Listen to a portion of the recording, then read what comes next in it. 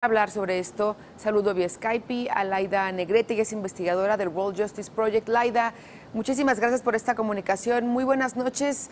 ¿Qué es lo principal que arroja este estudio que se presentó el día de hoy? Buenas noches, Olivia. Mira, el World Justice Project lleva ya 9 años haciendo esta medición a nivel global y por primera vez lanzamos el índice de Estado de Derecho en México.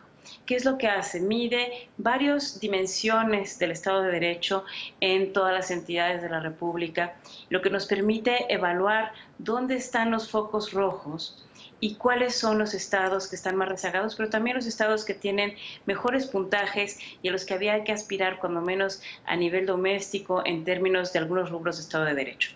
Te voy a dar algunos ejemplos. Por ejemplo, en ausencia de corrupción, hay algunos estados punteros, pero llama mucho la atención que la Ciudad de México sale en último lugar en este ranking. Y esto tiene que ver con que no nada más el aspecto económico es lo que hace un mejor país, ¿no?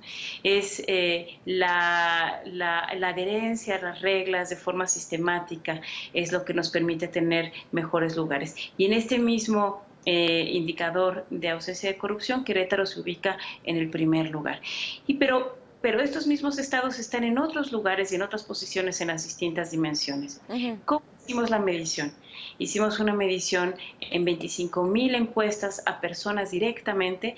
Esto es muy sui generis de este índice, es decir, no nada más tomamos datos que ya existen, sino fuimos a recabar datos, Sí. fuimos a escuchar la opinión de 25,000 mexicanos en todo el país, lo cual nos permite ver variaciones. Se realizaron encuestas, Laida.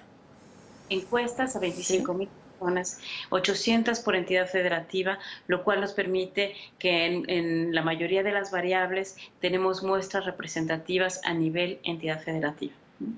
También entrevistamos a 1,500 expertos, es decir, expertos en salud, abogados litigantes en materia civil, en materia laboral y en materia penal.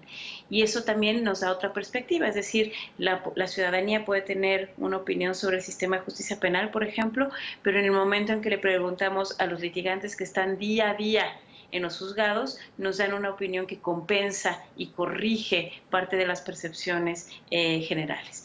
Y finalmente tenemos una tercera fuente, que son las fuentes terciarias, le llamamos, que es información de mucha calidad que produce, por ejemplo, el INEGI.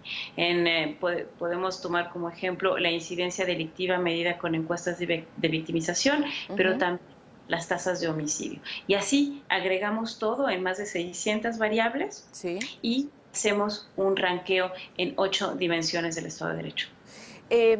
Laida, tú hoy en la presentación hacías un símil con un termómetro. Explícale a la gente que nos está viendo cómo está el país en ese sentido. ¿Qué quiere decir que no haya Estado de Derecho o que México sea débil en cuanto a Estado de Derecho?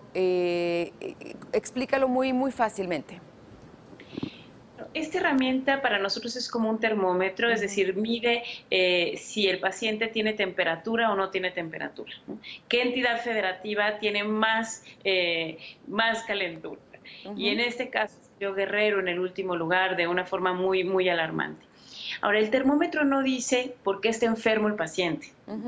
Tampoco dice de los que están más sanos es cómo logran estar más sanos. Y quizás este es el siguiente paso que hay que dar, es entender aquellas entidades y sobre todo, fíjate que a pesar de que es muy importante entender dónde están las crisis, creo que hay un exceso de información acerca de dónde están los focos rojos y no hay suficiente información de dónde están los focos verdes, dónde las entidades que sí les sale bien.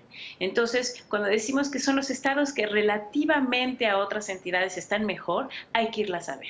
Entonces, ahí tenemos en los primeros lugares a Yucatán. Tenemos Zacatecas, a Guanajuato.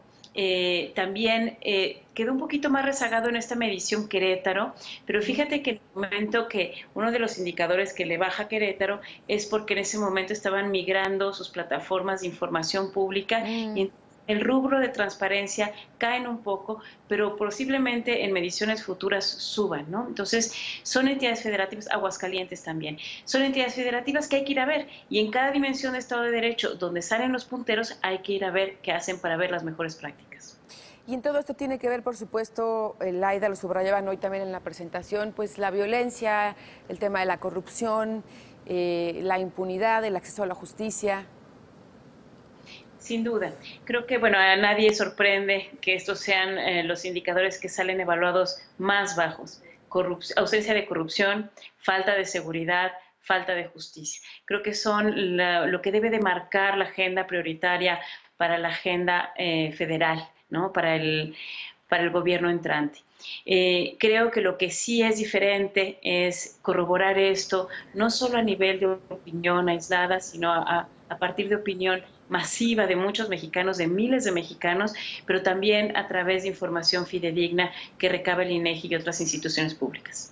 Laida, te agradezco mucho que nos hayas explicado de qué va este estudio tan importante que se presentó el día de hoy, que como decía se presenta además en un momento relevante en el que los datos deberían ser considerados por el gobierno que está a punto de entrar y que va a tomar decisiones que van a impactar en el país. Muchísimas gracias y muy buenas noches. Muchas gracias, Olivia. Buenas noches. Hacemos pausa, regresamos con más.